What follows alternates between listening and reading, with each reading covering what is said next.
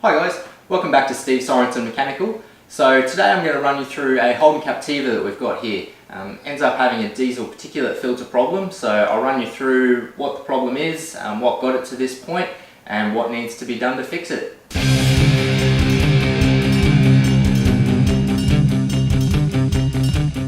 Okay, so the vehicle first presented with a check engine light. It was going into limp home mode every now and then, and white smoke coming out the exhaust, particularly when it was cold, they said. So first thing we did to get some direction is plug in the scan tool to get the fault codes out of it. Quite a few there, some related, some completely different. So particularly that Gen Field F control circuit problem, I'm not too concerned with that, as it's likely going to end up being either an alternator problem or just the F control circuit wiring. The alternator is charging even when it sets that code, so I'm going to put that one on the back burner.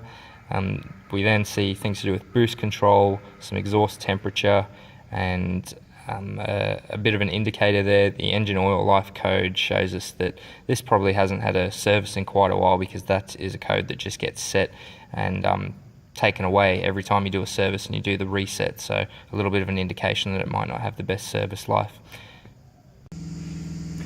Okay, so I've got laid out here a bit of chain of events. So the components are off the car now. We've already diagnosed this one, we're waiting for parts. But first thing that I did, because I'm seeing boost codes there, is I got the smoke machine and looked for any intake leaks.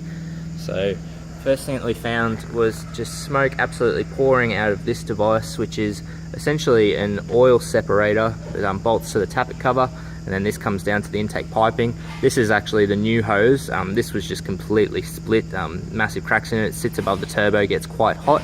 And also this oil separator device, so smoke was absolutely billowing out of that, and with this is the new component, and so no more leaks from that. Still had our problems, so when we're dealing with boost problems and I suppose different diesel particulate filter problems, we want to make sure that we sort of start at the top and work our way to the end. We don't want to dive just straight into the DPF itself, because most of the time it's a symptom and not the actual cause. Next thing that we go down the line to, we see the turbo, and so we were able to see that it was struggling to maintain its desired boost, but more so the amount of white smoke that was starting to come out of this thing. We determined that it was oil smoke, so it wasn't white diesel smoke that sort of gets in the back of your throat and stings your eyes. It was just pure oil smoke, and we started to get pretty suspect about the turbo. Once we got it off, we could see that there was good reason for that. So I'll get a light. Okay, so we've got the input section of the turbo, which was doing fine, and then we come to the turbine side of it. So this is from the exhaust, and if we look in the turbine section, coming from the engine, it's quite dry, and then the outlet of the turbo, it's covered in oil. So what we were able to see once we got the turbo off, this is the oil drain down here. So there's the oil drain, and you can already start to see it's quite coked up, and when you take a look at the actual piping that goes back down to the crankcase, we had a blockage there. So oil's getting pumped into the turbo through here, and then it's supposed to just lubricate the bearing and be able to make its way back down to the engine, but there's a restriction here, so it's just filling up here, pressurizing the turbo area, and then that oil needs somewhere to go, and in this case it's coming out here, going down our exhaust. This is the next guy in line, and it took the brunt of the problem, I suppose. So we look in there, and there's the catalyst. So all this excess oil that's been going in there has overheated this catalyst and just caused it to turn into a blast furnace and break apart. Now that in itself created quite a blockage.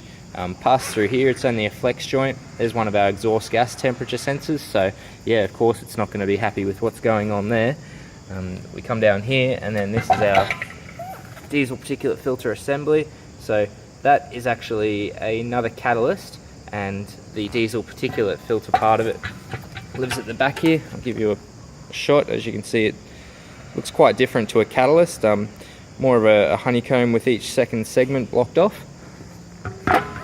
Now this catalyst, I grabbed grabbed it and just turned it on its head, started to shake it, and a lot of matter was coming out. So we've caught most of that front catalyst down in here, and I don't know if I'll be able to get the shot, but all of the sides are starting to fall away from this. So the actual catalyst here is starting to crumble away, and you get a finger in there or a little screwdriver and you can just scrape pieces of that away, which is only going to go downstream and get caught in the diesel particulate filter, and we're going to have further problems. So this is not a savable unit.